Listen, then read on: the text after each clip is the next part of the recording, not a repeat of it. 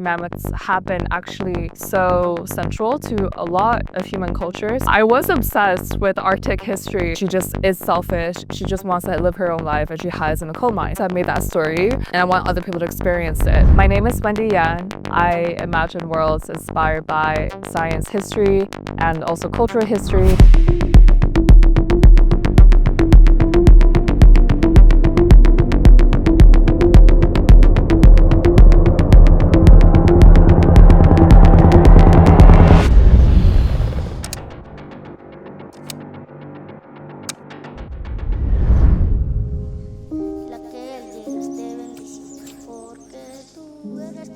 Well, my mom always tells me that when I was like 5 or 6, she would just throw random words at me and I'll make a whole story for her, like on the spot as like a fun exercise that I would do, which I sort of like vaguely remember, but not too much.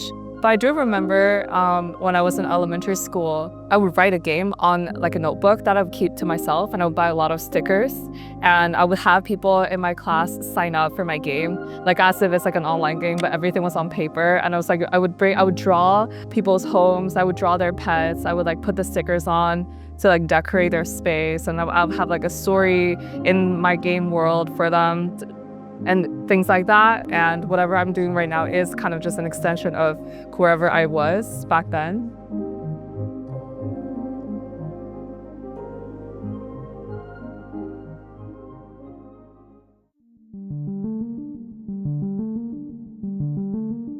I think I've always seen the world through the lens of narratives a lot. I felt inspired by reading about things in the archives, reading about lost ideas, lost imaginations that happened in the past. And I think that naturally kind of fueled my imagination quite a lot in ways that I couldn't have foreseen as much before. And I think that was like a really good exercise for me to piece together, you know, what happens in a story with the materials, the economies, the like mental frameworks, and like the scientific instruments, the diagrams that somebody would draw. And then that became very easy for me to imagine new things from all kinds of perspectives when I do my own world building. Maybe it's time for me to imagine a world of some kind of possibilities that I don't really see in the real world as much, but I want to see for myself. And that tends to be the driving desire for most of my world building, I would say. So it's always like seeking some kind of hope, sense of hope, without necessarily being like dystopian or utopian on either end of the spectrum. And I want other people to experience it.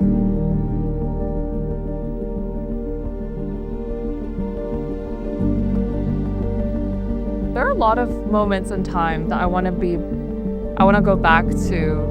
The thing that I've been thinking about the most so far has been early 20th century China, which is also not really like a safe or good time to be in, like personally, but that was when imaginations were really just going crazy for those who were privileged enough to get educated in all kinds of subject matters. I think there was a lot of really interesting science fiction that was being written at the time within China that I'm super interested in. People were writing wild stories. I read this like short story earlier this year where this person was imagining like going to all parts of the planets in the universe and then discovering like some person's Arctic journal, but like on Mars or something.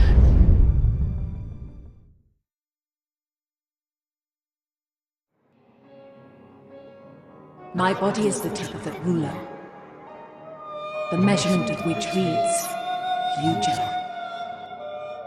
But I dream of my ancestors and hear their voices when I'm awake. And I am immortal, not because of humans' longevity technologies performed on my body. I am immortal because of my dreams and memories.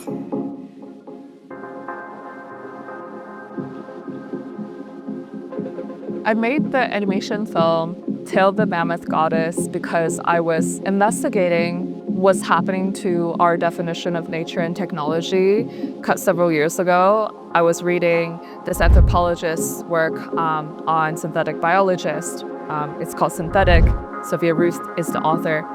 And I was just obsessed with that book and learning about how some people in the world think about their relationship with nature and how there are certain technologies that are actually natural.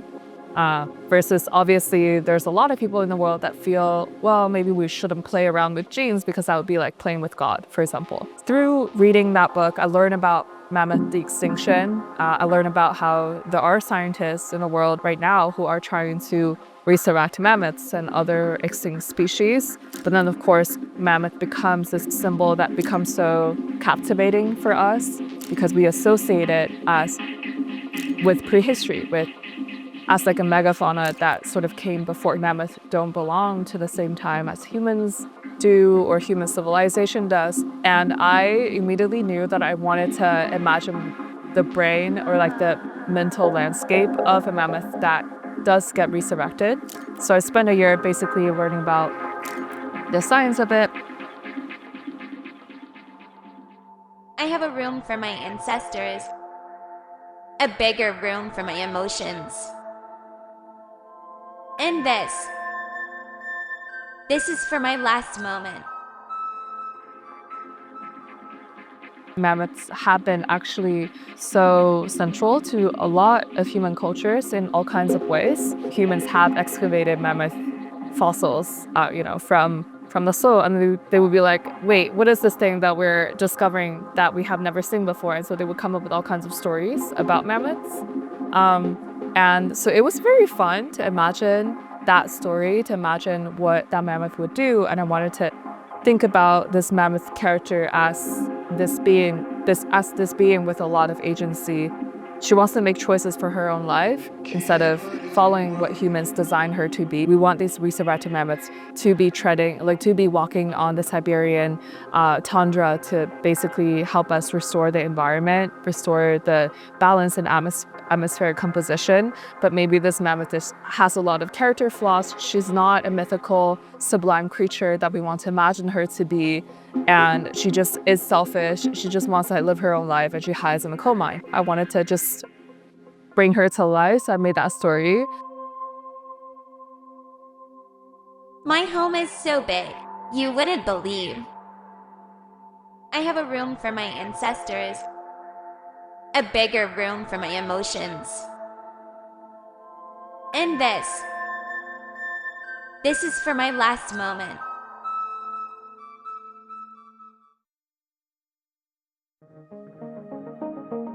My question for myself the whole time was like, why do we try to make the prehistory sublime in our imagination? Why do we want that? Why do we want to imagine it to be so pristine and like perfect? What does that actually reflect about us as humans, right? I do think about progress a lot. The concept of it in the sense of was defined initially as a result of a lot of clashes and contacts between very different parts of the world. Basically, there's this historian called Alan McFarlane, who wrote a book about how the way that people have talked about ideas of progress, universal history, any sense of like linear conception of time that sort of began to be formed in like 18th, 17th centuries in the West.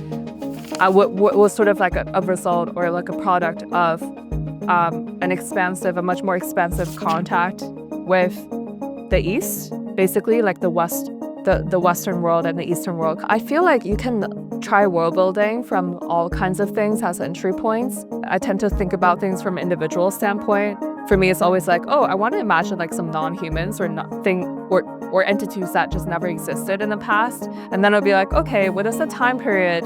What is the culture? What is the space? Maybe where does this creature or human live? What was their past life like?